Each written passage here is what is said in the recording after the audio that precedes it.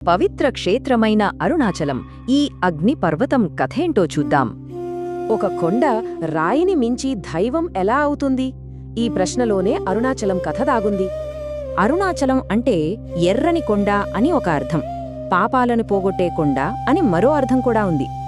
ఇది పంచభూత క్షేత్రాల్లో ఒకటి. ఇక్కడ దైవాన్ని స్వచ్ఛమైన అగ్ని రూపంలో కొలుస్తారు.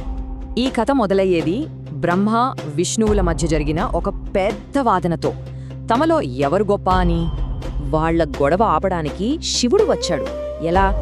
ఆది అంతం లేని ఒక అగ్ని స్తంభం రూపంలో.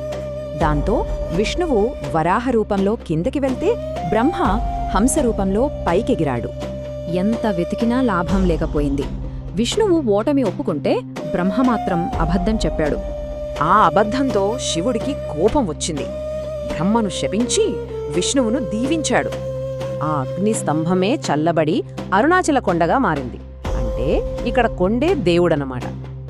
ఈ దైవాన్ని దర్శించుకోటానికి భక్తులు 2 ముఖ్యమైన పనులు చేస్తారు. మొదటిది గిరిప్రదక్షిణ.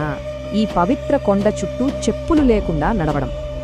ఇక ఆలయం సంగతి చూస్తే ఇది భారతదేశంలోనే అతిపెద్ద వాటిలో ఒకటి. ఆలయంలోని ప్రధాన తూర్పు రాజగోపురం ఎత్తు ఇది ఆకాశాన్నంటుంది. సో యాత్రలో 2 భాగాలు. ముందో కొండకు ప్రదక్షిణ, ఆ తరువాత ఆలయంలో దర్శనం. ఈ ఆలయాన్ని ఒక్కసారే కట్టలేదు. వేల సంవత్సరాలుగా దక్షిణ భారత రాజవంశాలు నిర్మిస్తూ వచ్చాయి.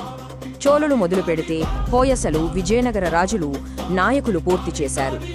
ఈ పురాణం, చరిత్ర అన్నీ ఆలయంలో జరిగే ఒక ముఖ్యమైన పండుగలో సజీవంగా కనిపిస్తాయి. అదే కార్తీక దీపం. పౌర్ణమి రోజు కొండ మీద ఒక మహాదీపాన్ని వెలిగిస్తారు. ఆ కొండపై వెలిగే జ్వాల ఆనాటి శివుడి అగ్నిస్తంభానికి ఇప్పటికీ నిలువెత్తు సాక్ష్యం. ఒక కొండ చుట్టూ తిరగడానికి లక్షల మందిని శతాబ్దాలుగా ఏది నడిపిస్తోంది? విశ్వాసం. ఎందుకంటే ఇక్కడ కొండే దేవుడు.